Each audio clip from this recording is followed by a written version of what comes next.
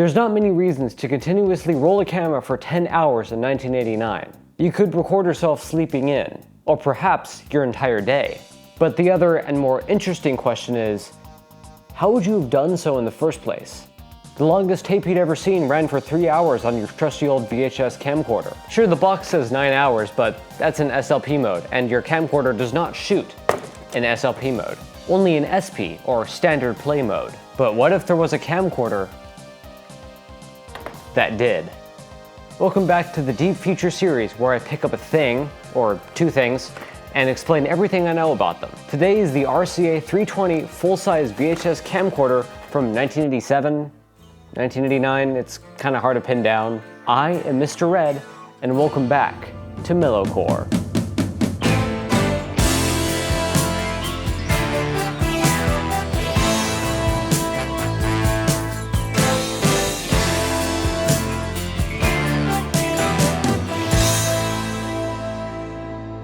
So this is the unit itself. At a glance, it looks much older than the RCA CC320 that we saw on the previous episode. But surprisingly, this unit's only a maximum of a decade older than this one, which isn't really that long when you think about it. Okay, it is, but it's not. This one actually feels a lot cheaper than this does, even though this was the cheap one. But that's probably just because it's older. It's really creaky and everything is made out of plastic. I would have actually expected way more given the price tag, but we'll come back to that. Right, so the second thing I'm gonna mention is that this camcorder uses the same batteries and I think the same sled mechanism as the CC437 and the CC4352 from the previous episode. So with the CC320, I could have used the same battery across all of them if this one was any good anymore. During the shoot of the previous episode, this battery deteriorated to only about 5 minutes of usable charge when it's fully charged. And now it's basically kaput. It lasts for a couple seconds, not even 2 seconds. It can turn on the camera and then turn off again, and that's it. So rest in peace, nickel cadmium battery that did me well. You lie down now. Rest while I work. Anyway, this camcorder has the same DC power jack that the camcorders did that I showed off in the previous episode. Just right down here has a DC power jack right there that goes to the battery charger, which can also be used as the power supply for these camcorders. And this camcorder has the same thing. So I'll just plug that in there and plug that into the charger, which I have plugged into a power strip down there, which you can't see and will never see. All right, let me get rid of this thing. This is huge and it needs to go. Much better. Actually don't need this plugged in right now either. So here's something a little bit goofy that you might have not realized. VHS is a standard from the 70s. However, it has been improved upon quite a bit since it was first released. For example, Super VHS and Hi-Fi Stereo. But before those, or maybe very close to those, there was the thing called VHS High Quality, which added 10 to 20 extra lines of VHS quality to the standard. I don't really know what that means, but it was very clearly intended to increase the quality of the recorded signal. And I have to assume that's what it does. Although I'm pretty sure it would be very slight. 10 to 20 lines just isn't that much. So the gains here would have been minimal. But this camcorder does support it. So everything you would shoot with this camcorder would basically be higher quality than the first VHS recorders ever made, and that's not really saying much, but there you go. And you can see the badge where it says it supports it right there. VHS High Quality. Actually, most of these camcorders support it, but this is one of the ones that I think says it in multiple places. No, but still uses standard VHS tapes though. And because of that, they will still play in a standard VHS player just fine. It'll just be that little bit higher quality. It's kind of weird because I thought it was just a marketing thing, but no, it adds lines. Okay, let's go over the outward appearances here. First, the viewfinder contraption pod. On the front, there's actually a tele light that I believe only lights up when you're recording. It does some other things, but we'll get to that. Above that, there's a bumpy RCA logo. Next to that, there's this built-in mono microphone. This is quite a strange contraption itself, having some solder balling up around the mic cage, which seems to be from the factory, which is pretty nasty.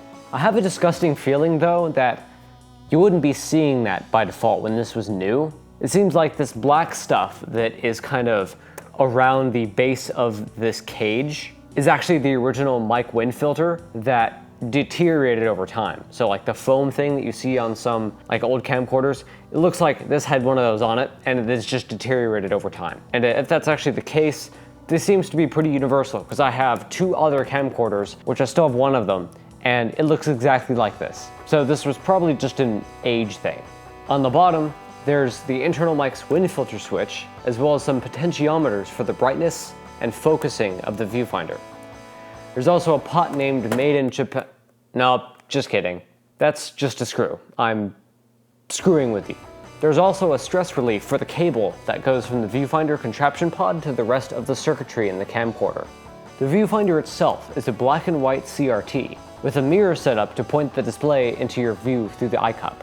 On the left, the eye cup pod swings in and out for ease of use or ease of storage without destroying the eye cup rubber over time. There's also this wheel on it that seems to be for focusing the viewfinder as well, even though there's still a focus control on the bottom, so I'm not sure what that's for. On the right side of the contraption pod, there's an external microphone jack, which is awesome. You aren't limited to the built-in mic, which are always trash. This entire viewfinder contraption pod slides back and forth along these rails on the back of it. There's actually 2 sets of rails. One has the pod and the other has that rail. That's attached to the camcorder body. This adds more adjustment to this mechanism and allows it to be all the way out here and, all the way back here, collapsed for ease of storage. This camcorder also has a speaker, which as previously discussed is inexplicably rare on full-size VHS camcorders, even though they're huge, and it's not like it costs much to put the same kind of speaker that would be used in a talking card inside this huge camera. I suspect that's exactly where RCA got the speaker that was used in the camcorder from the previous episode, but this is built different. This is not a loudspeaker. This is basically an earbud built into the side of the device. Don't believe me? Well, okay, put the camcorder on your shoulder and your ear cups the speaker. Well, okay, kind of. This is weird. The speaker also doesn't really get loud enough to hear it from more than 2 feet away, so you pretty much need to do this. But good news, you don't actually have to turn the speaker all the way up for this to work. Okay, this is just going to be a quick speaker test comparing the CC320 to the other camcorder from the previous episode. So let's go.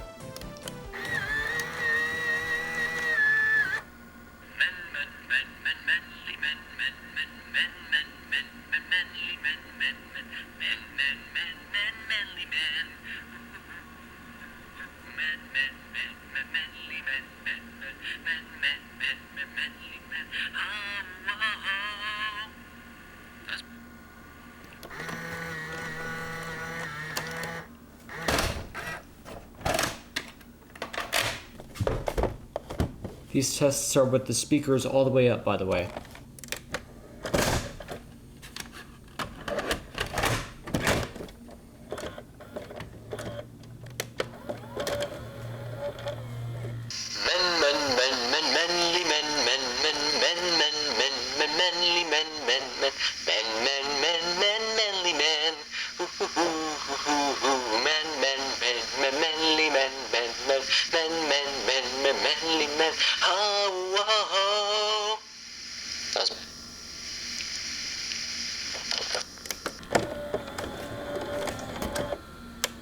And there you go.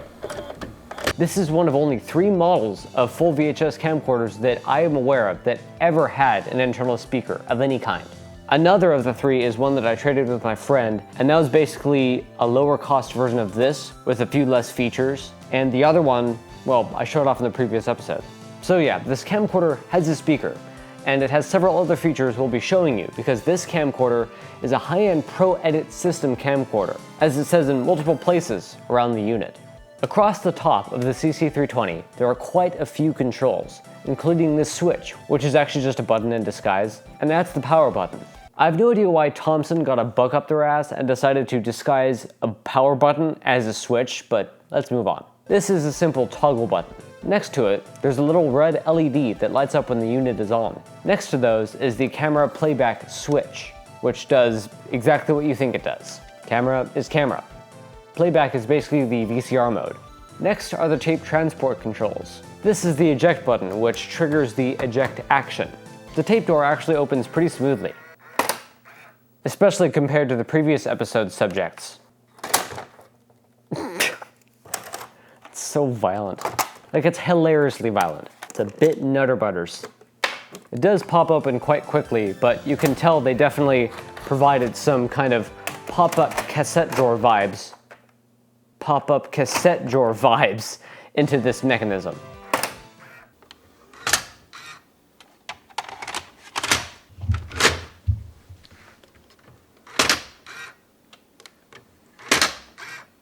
Next is the rewind button, which I believe works faster when you don't have the tape threaded around the video head drum in the VHS mechanism, since it can basically just turn the spools to move the tape. As you get closer to the end of the tape though, it rewinds slower in about 2 to 3 steps until it's at its slowest speed before the end of the tape. This is, as far as I can tell, universal on all VCRs. It might even be in the VHS spec itself, but I'm not sure. Next is the play button. This plays. Next is fast forward, which exhibits the same behavior that the rewind has, where it gets slower or faster depending on how close you are to the end or beginning of the tape. The pause button pauses. Wait, what?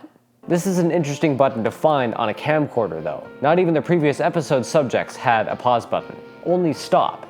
But this one has way more functionality than those, so they added a pause button there, and that's probably part of the Pro Edit system of controls, since almost no camcorders had it. Pausing. What a revolutionary concept.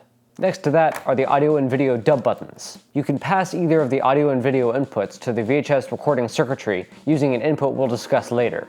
Audio dub basically allows you to overwrite the audio on your tape without affecting this video signal. This was likely used most for music. The video dub button does basically the same thing, it just leaves the audio intact and just dubs the video. The next control on this black section of plastic now is the tracking wheel. I have no idea what this does, so let's consult the manual. Yes, I finally have the manual for one of these things. This one was actually sold to me in a bag with the camcorder, which you can see here.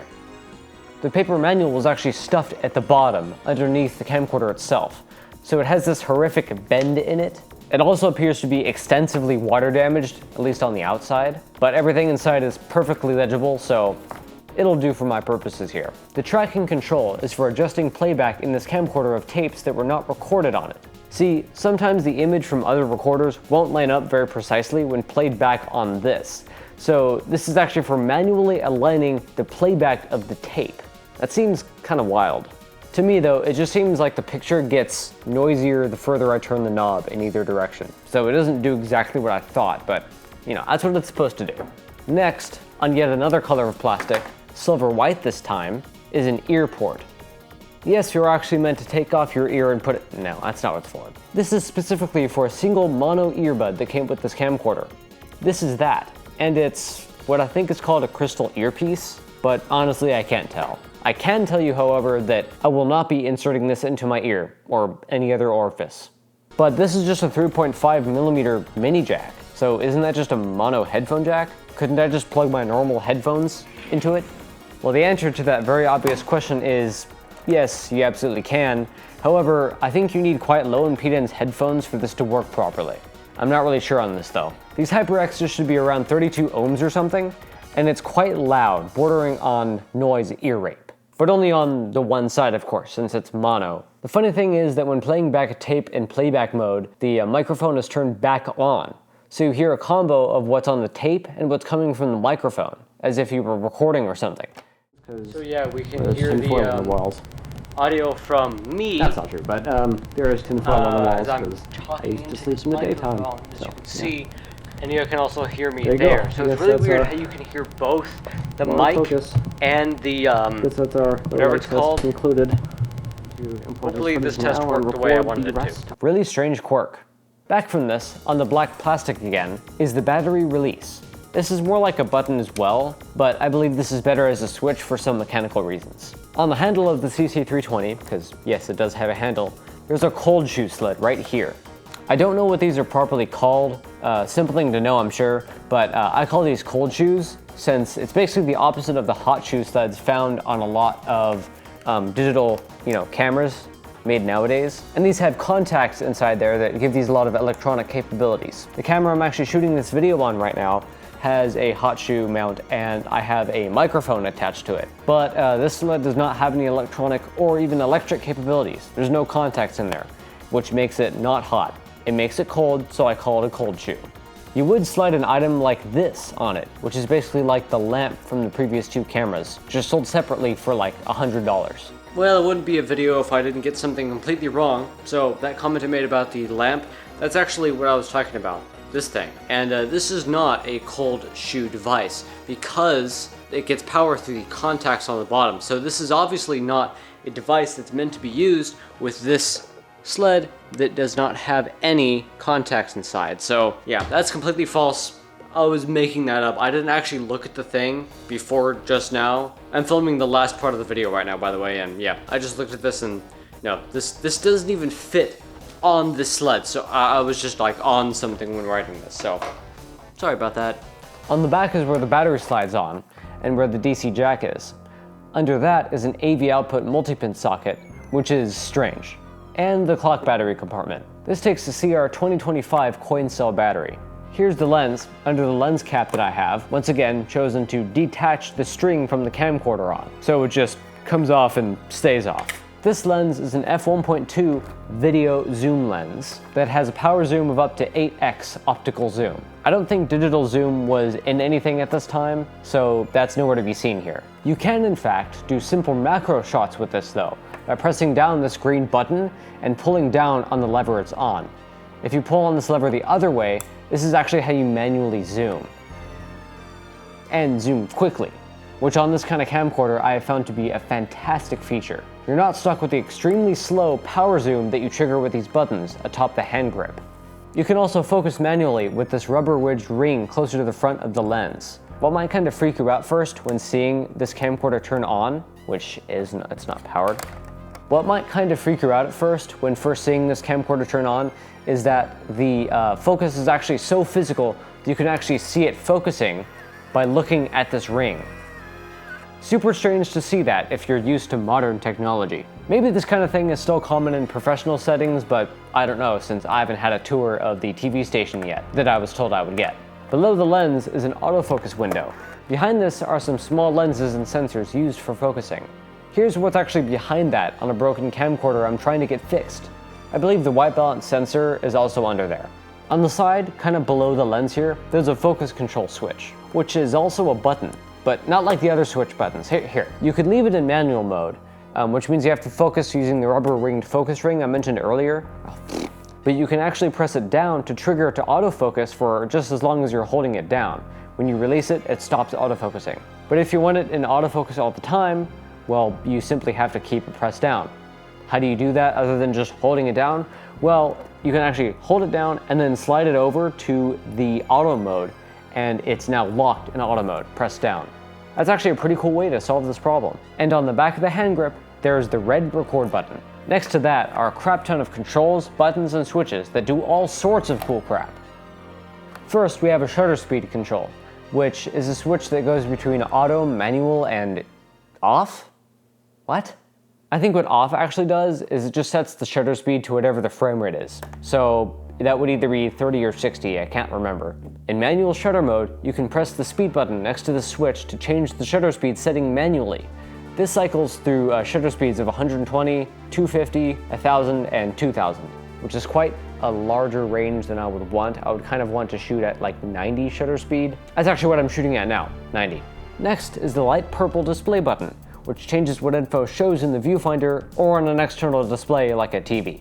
It shows nothing by default, but when you press it, it shows the shutter speed at the top, E to F, which I don't know what, oh, manual time. Oh, it's a battery level indicator. Empty and full, I presume? Anyway, there's no battery in here right now, and I just tried putting one on right before typing this part of the script, and it was fully charged, but it didn't even last 2 seconds. This is actually when I found out that this battery was completely kaput. Next to that is the tape speed indicator. Under those is the time index the camera is keeping track of, basically how much time you've used on this tape, and then what the state of the tape transport is. So pause or record usually. If you press display again though, it'll put an M at the end of the time used for some reason. Press it again, and I think it shows how much time it thinks is left on the tape. Press it again, and it all goes away. Back to normal. Next, we have an iris control dial, which at its default position on the top is auto iris. And you can swing this dial in either direction to increase or decrease the amount of light that gets through to the sensor. This is very useful when you have a subject indoors, but in front of a window to the sunny outside, which would confuse the hell out of pretty much any camera or camcorder even in the modern day and age, let alone back then. In this situation, you can actually turn the iris all the way up, for example, and your subject will now be exposed, even if the background window is heavily overexposed. At least you got the shot. Below that, we have the color temperature control.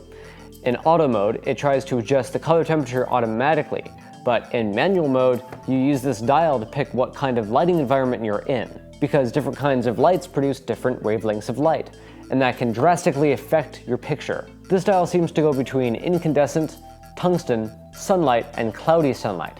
This is definitely organized so you can pick color temperatures in between, but since it's not in Kelvin mode or some other scheme, it doesn't really work that well for that. So I just leave this alone and leave it on auto mode. The next is a fade button, which makes the picture slowly fade to dark when pressed, and comes back just as slowly when released. The sound apparently also fades with this too. This is the only type of fade present here. The date and time button is for superimposing the date and/or time on your recorded image. Also for changing it, but we'll get to that. Next to all of those controls are all of the camera's tape memory controls. If I'm understanding this correctly, this camcorder can store events of sorts, basically times you hit the record button. The red review button checks the memory and rewinds the tape to the last time you hit record, and starts playing that part of the tape. I don't know why, but this for me only rewinds about 5 seconds no matter how much I've recorded, so I'm not sure this is working properly. The index button inserts a new event when you press it and then hit record. This is for if you're using this system with another VCR, for example, and dubbing stuff around it, I think. You can reset all of this by pressing the reset/T160 button, although I'm not really sure why it says T160. This quite literally decimates the time index for how much time you've used, setting it to 0000, aka Sheldon spot. Under all of that, there's a little plastic door here, and there's a few more controls under there. There's a negative-positive switch, which provides you with something like that Apple photo booth X-ray effect. Very strange that this is an option here at all, but to have it be its own switch? That's weird, but I think I know why they did this. In this era, it was quite common to get your film photos you took processed into slides, for use with the slide projector for viewing them. But eventually, when these camcorders came along, people, I guess, wanted to have these slides on VHS tapes so they could just put it into their TV instead of using the clunky projector. There were actually consumer camcorder adapters you would put on the front of them, like a rifle barrel, and put the camcorder into macro mode, the macro mode I've actually mentioned before, and then record a few seconds per slide. The problem was that some of these slides were actually negative still, and this, I believe, is how this function of the CC310 was intended to be used. Next, we have the clock controls, clock select and clock advance. These are, as far as I can tell, used as follows. Press the date and time button from before to put the date and time on the screen. Then use the clock select button to select the first number to change. Then press the clock advance button.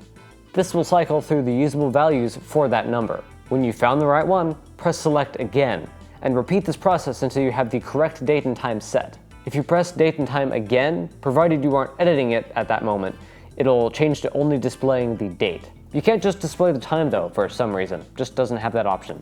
This setting is of course saved, as long as the battery on the back is still good.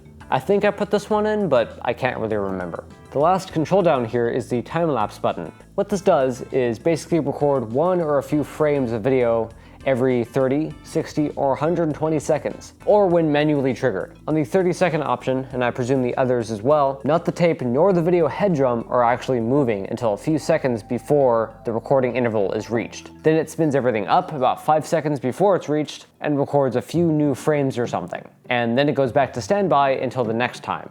The reason why it goes into standby in between intervals is to avoid damaging the tape by making the video heads scrub the tape for however much time this is set to time lapse, as that could be very bad. This is a really cool thing to have in this camcorder. Here's an example I made when typing this part of the script. Ow.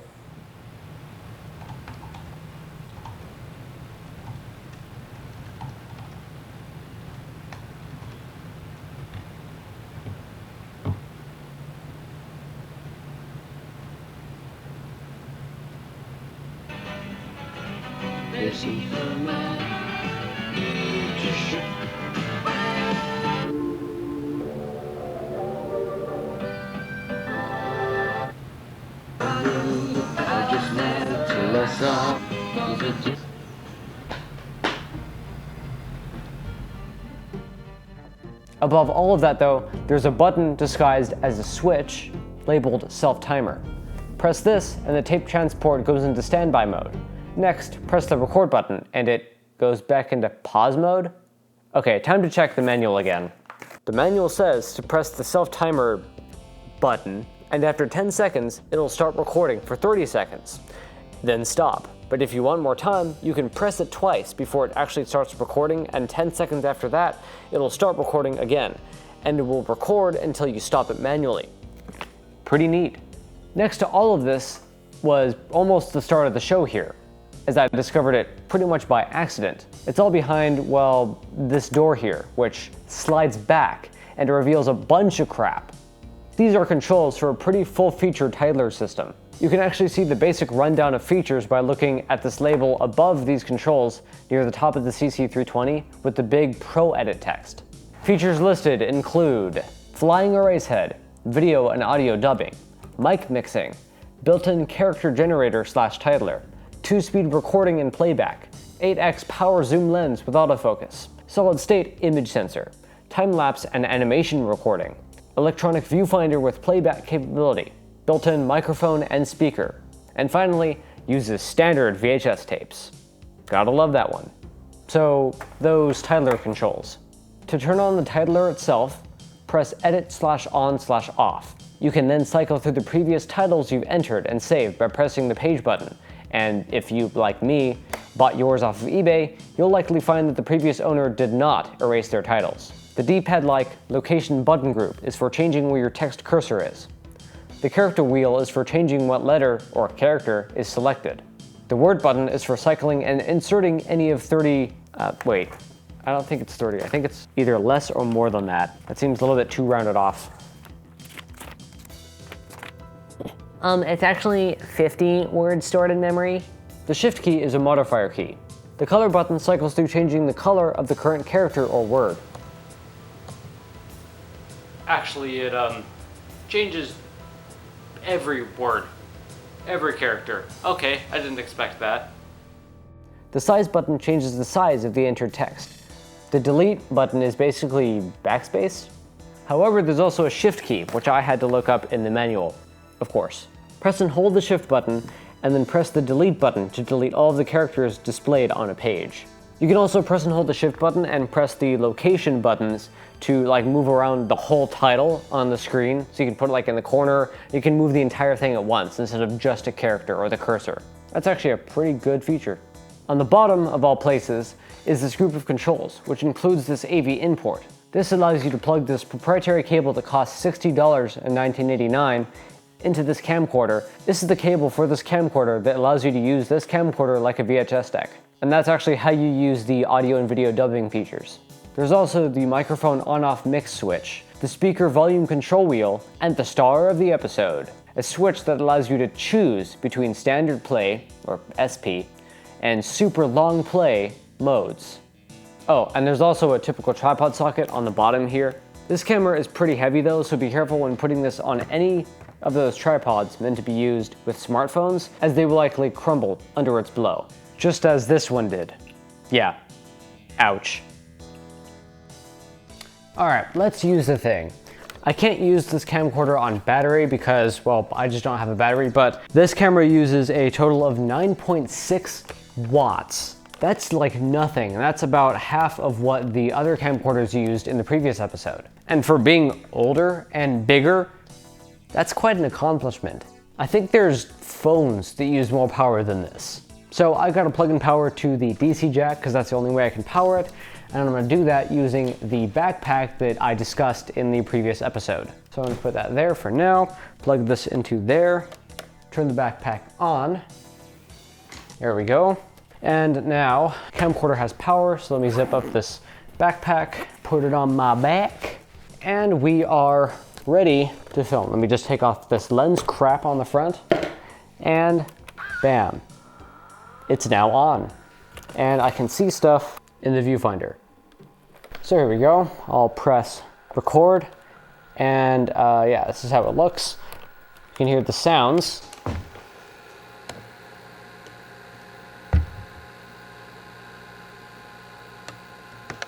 Now, I'm actually going to go outside into my backyard and record some test footage, so let's go. I'm also recording audio with the different audio recorders in case the audio is crap. Well, let's go outside here. And this is just using all of the default settings. This isn't with the, you know, auto. This is like with everything on auto. I'm also going to switch this over to SP mode in the middle of my recording.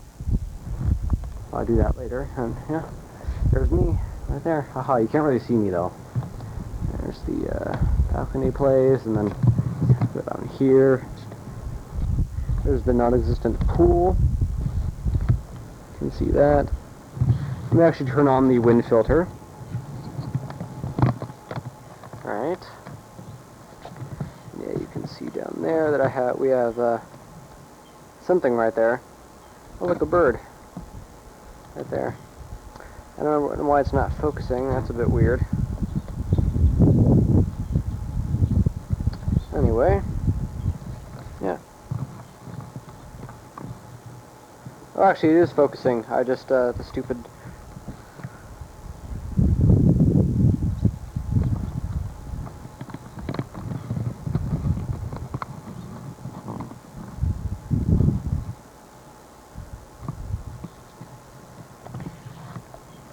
There we go.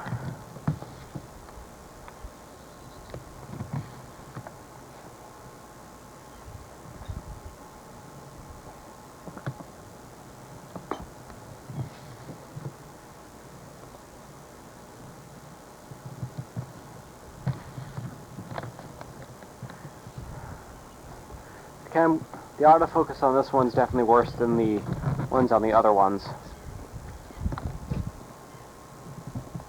But it being from the 80s, I'm not terribly surprised.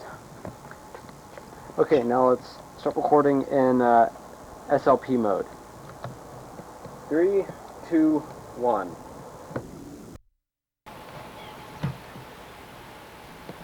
Actually, I was recording in SLP mode. Whoops. But now I'm recording in SP mode, and well, doesn't really look that much different, does it? Not really. So let's go down.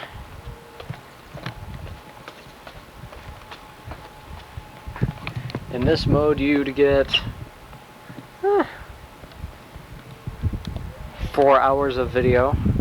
Can't record much down here, but there we go. There's oh, I don't even know what the hell that is, but there it is.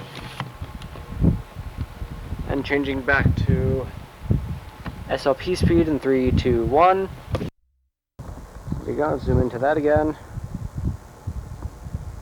And yeah, it doesn't really look all that different. So, yeah, I guess there's your test. Let's go walk back up in SP mode.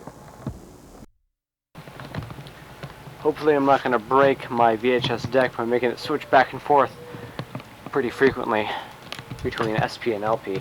Anyway, let's go back up.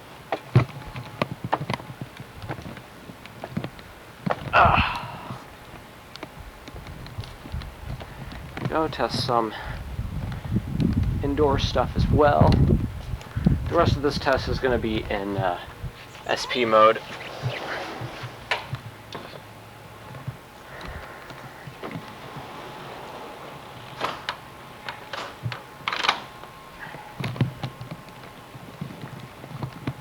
Alright, here is the set. It's my light that is off. I can turn it on. Here we are. I have my script. I have my main camera here. There's another camera from the previous episode. Got my Kerns, of course. And the manual for this camcorder. Pro Wander. Alright, let's go and do some kind of low light.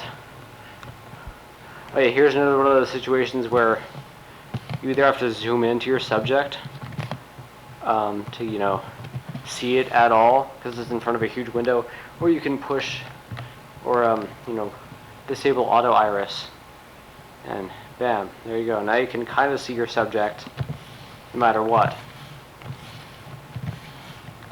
You also turn off shutter speed,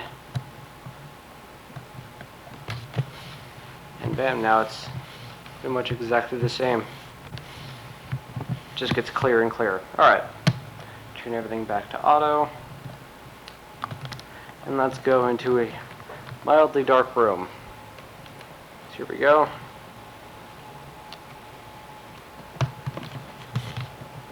That's the deck I'm going to be using to import this footage. Here's a analog synthesizer.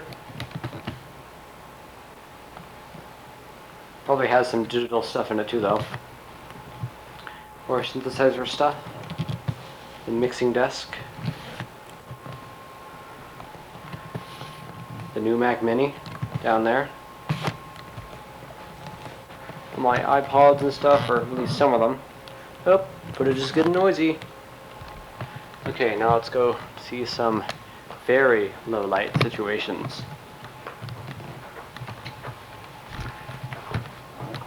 So I guess what I do is, well, I first turn off my fan in my bathroom because I don't know why that's still on. Yeah, you can't see anything in here. Turn this light on.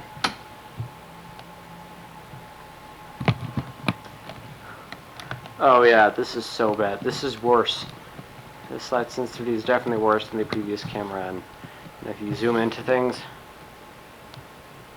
you know, give it credit. I think it's focusing fine, which is more than I could say for any other camera that I've ever seen. It's still focusing in this situation, but yeah, if I turn the lights up, of course it's going to perform much better. You can zoom into the same stuff and it focuses properly and stuff. Okay, no, it's still focusing kind of in and out here. Yeah, it's losing focus a lot, but this is fine. Some Minecraft crap. This whole room is Minecraft, by the way, because there's a brown wall, there's a brown wall, there's a brown wall, and the top is green, like a grass block. So my room is literally Minecraft, and that's where we keep our aliens, because there's tinfoil on the walls. That's not true, but there is tinfoil on the walls because I used to sleep in the daytime. So yeah, there you go. I guess that's our, come on, focus. I guess that's our low light test concluded. So I hope you enjoyed that.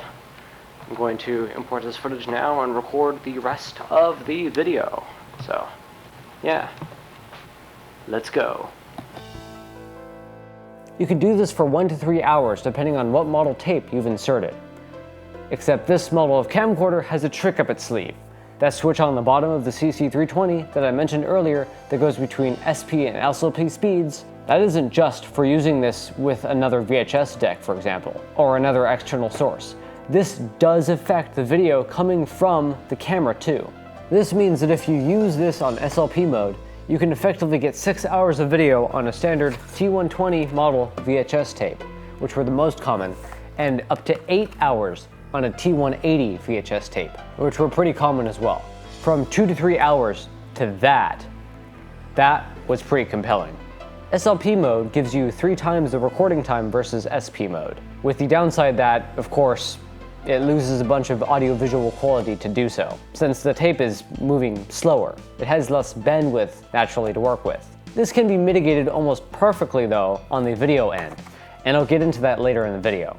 Okay, SLP is also called EP in some places, but this incredibly annoys me. It makes less sense than super long play, or SLP. Like, extended play is ambiguous. Super long play denotes this as an extension to the long play setting, which it literally is. And at that point, why even have a term for it? You could call anything else other than standard play mode just more time mode. So why some idiots call it EP or extended play, I will never know. Anyway, this is extremely exciting for anyone who wanted to get more out of their standard tapes. The thing is though, there were longer tapes. Much longer in fact. I've said multiple times on this channel now that there was actually a 10-hour VHS tape. But I was actually incorrect to say that they were the longest ever made, which made me rewrite this whole section of the video. There are actually 2 longer VHS tapes.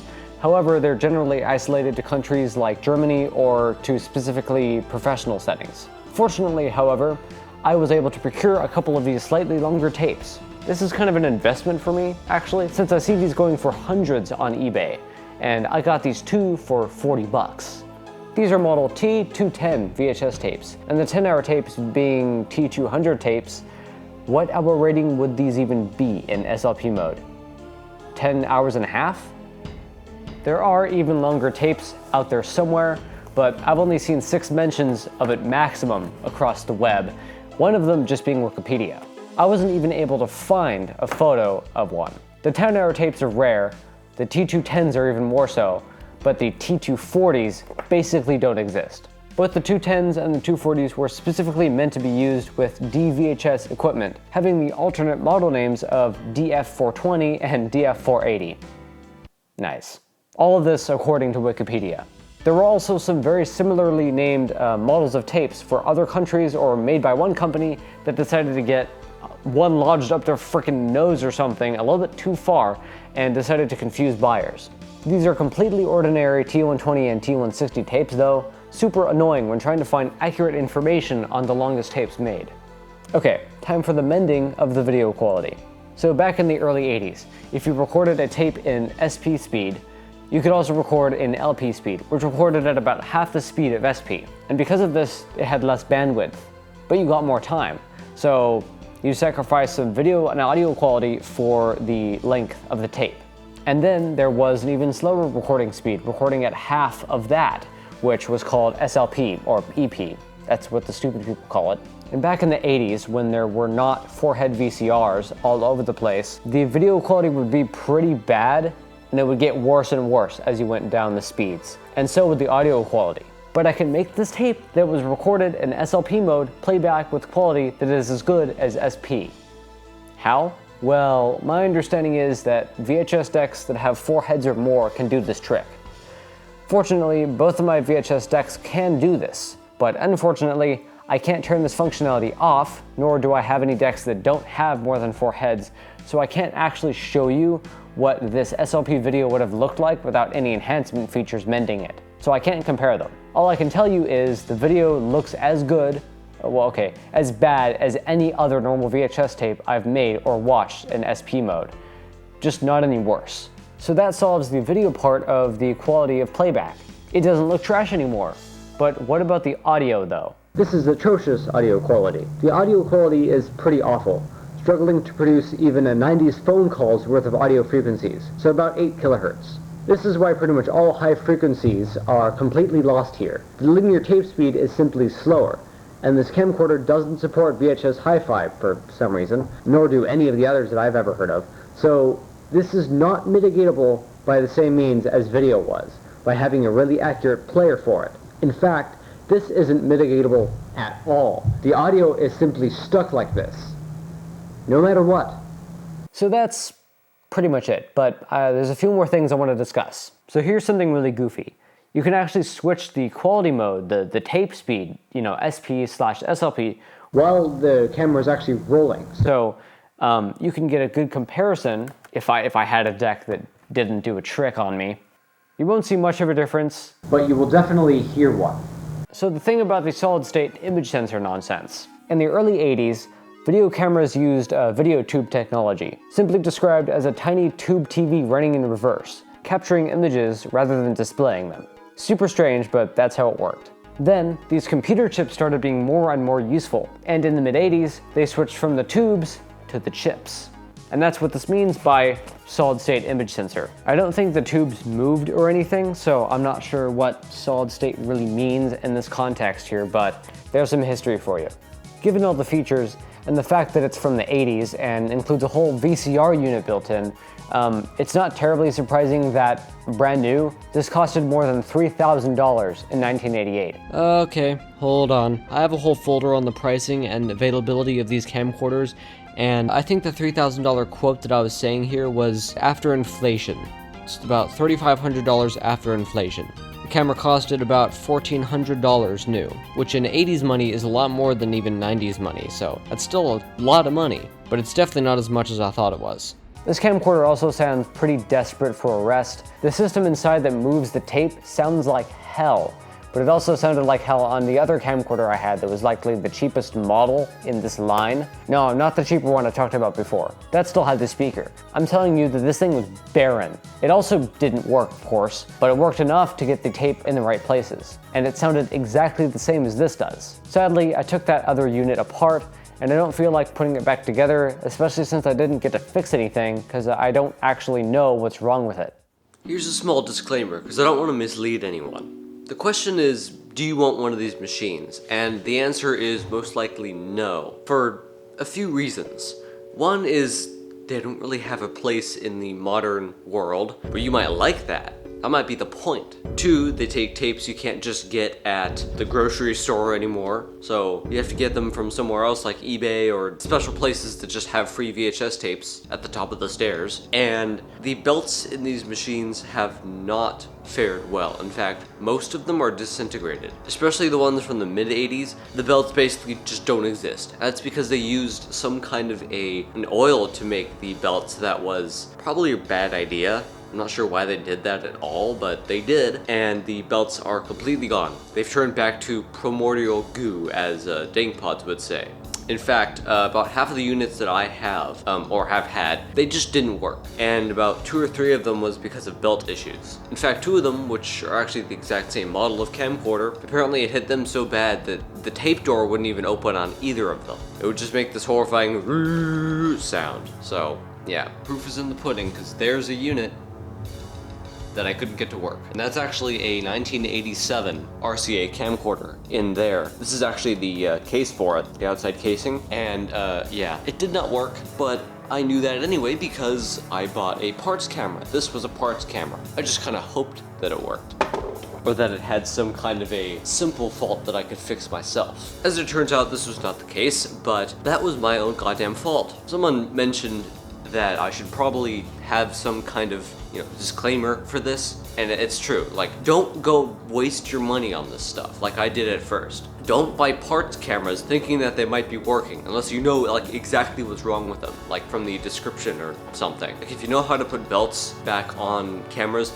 you might find this actually a pretty good way to make money, but okay, not really. If you're broke, maybe. But for the average Joe, utterly pointless. And I couldn't even put the belt on the camera myself. It was taking me a half an hour before I just kind of gave up and enlisted my friend's help, who could do it in like 5 minutes. Problem is I have fine motor issues, so it's really hard to get the belt in the right place and like finesse it. I just can't do it. And the sad thing is, shut up, the sink's crying for me. And the sad thing is, I even have another unit here. This is a unit that actually has the electronics in it, and he said the VHS mechanism worked in this one, but the camera part didn't. So my plan was to just take the camera off that and put it on here. The problem is, apparently between the time that he tested it like a couple of years ago and now, the belt in here has also disintegrated. So in every single one of this model of camcorder, like the last camcorder that actual RCA probably ever made, the belts are gone. You will have to replace them no matter what, so just be careful when buying these on eBay. Just don't get got, okay? Not on my account. Anyway, I think that's enough disclaimer for today. Sorry this video is late. I was actually on a trip for 3 days and pretty much wrote half the script on it. I had to figure out a lot of how the features of this camera worked before recording a video about it. It's July 19th as I'm typing this, for some perspective. These videos are a quite big undertaking for one young adult that does a lot of other things. So if you're interested in a lot of old tech nonsense, please subscribe and tell me in the comments what your favorite part of the video was. Thank you. This has been Mr. Red from Mellercore Productions. Good night and have fun.